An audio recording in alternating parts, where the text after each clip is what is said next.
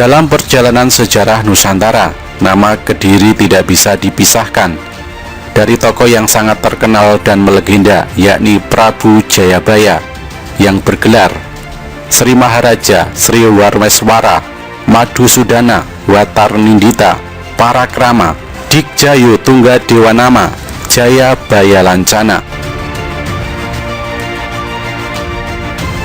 Dialah tokoh yang melahirkan kitab ramalan yang hingga kini masih dianggap memiliki tuah dan dipercaya masih berlaku, yakni Jangka Jayabaya. Prabu Jayabaya adalah raja keturunan Airlangga.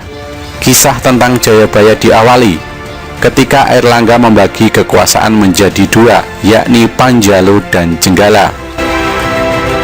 Pembagian kerajaan ini setelah sebelumnya Airlangga gagal menjadikan anak dari Permaisuri, yakni Dewi Gili Suci, yang menolak menjadi raja menggantikan Airlangga dan memilih menjadi pertapa.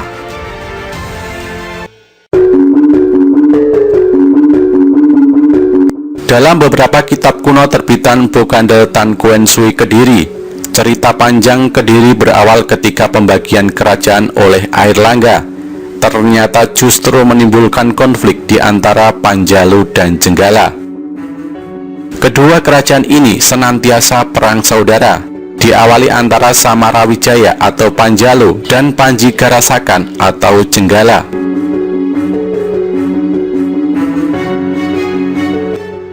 Pada tahun 1052 Masehi, terjadi perebutan kekuasaan antara kedua belah pihak.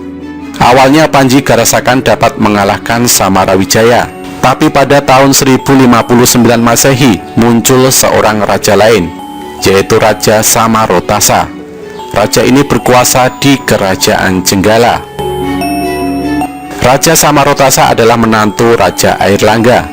Namun pada tahun 1104 Masehi, tampil kerajaan Panjalu sebagai rajanya, yaitu Jayawangsa. Kerajaan ini lebih dikenal dengan nama Kediri yang beribu kotakan di Daha. Pada tahun 1117 Masehi, Bameswara tampil sebagai Raja Kediri. Prasasti yang ditemukan antara lain Prasasti Padeligan pada tahun 1117 Masehi dan Prasasti Panumbangan pada tahun 1120 Masehi. Isinya pemberian status perdikan untuk beberapa desa. Menurut ahli sejarah Kediri Kituwu, atas konflik yang berkepanjangan itu, pada tahun 1135 tampil raja yang terkenal, yaitu Raja Jayabaya.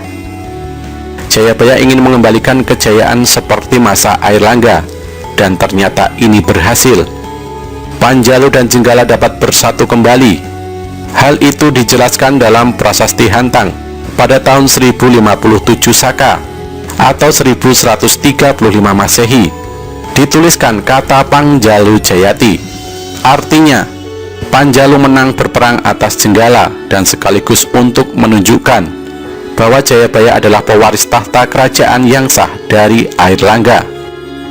Beliau adalah orang yang kuat, adil, bijaksana, berilmu batin tinggi, berperasaan halus dan berpikiran tajam, serta dapat meramalkan hal-hal yang belum terjadi.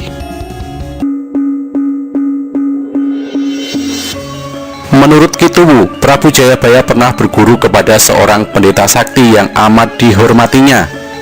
Dalam Atlas Wali Songo karya Raden Ngabei Agus Sunyoto, guru yang dihormati itu adalah Syekh Samsudin, yang dikenal dengan nama Syekh Wasil, yang makamnya berada di Komplek Makam Aulia, Setono Gedong, Kota Kediri. Hubungan kedua orang ini juga disinggung dalam Kakawin Hariwangsa. Dalam epilog Kakawin Hariwangsa karya Empu Panuluh, yang memaparkan keberadaan Sri Mapanji Jayabaya dan guru penasihatnya dalam gambaran, yang menyatakan bahwa Wisnu telah pulang ke surga, tetapi turun kembali ke bumi dalam bentuk Jayabaya untuk menyelamatkan tanah Jawa. Sebagai titisan Wisnu Jayabaya ditemani oleh Agastya yang menitis dalam diri pendeta kepala Brahmin penasihat raja, Profesor Dr. Purbacaraka. Dalam Agastya Inden Arkapel memaparkan hubungan Jayabaya atau titisan Wisnu dengan gurunya atau titisan Agastya dengan mengutip sajak Kakawin Hariwangsa yang ditulis Empu Panuluh. Hono deso lengong lenyep langunyo Riyawadwipa Kasankya Nuso Sasri Palupi Hyang Agastya Tan Hanoli Yotiko troso hilang halep nyomangke Umuwah tasiro ing watek Hyang Aswi Anuduh teri batoro Padmanaba Yotiko pulihen langunyo raksan Risiro Hyang haritan wihan lumampah Irikan dadi Bupati Prasido Mari purnaaken ingkang Prajati Subo Subago en Madu Suduantoro Srito Srijoyo Satru Kaprakoso.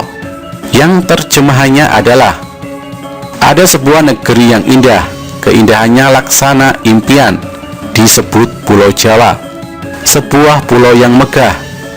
Jawa adalah kitab dari Agastya yang sakti tiada bandingan. Pulau itu sekarang dihinggapi ketakutan sehingga keindahannya lenyap. Kemudian berkumpul dewa-dewa bersama Hyang Aswi, bersama-sama memohon dengan sangat kepada Batara Padmanaba untuk memperbaiki dan menjaga keindahan pulau tersebut. Dewi Hari ikut serta pergi ke sana.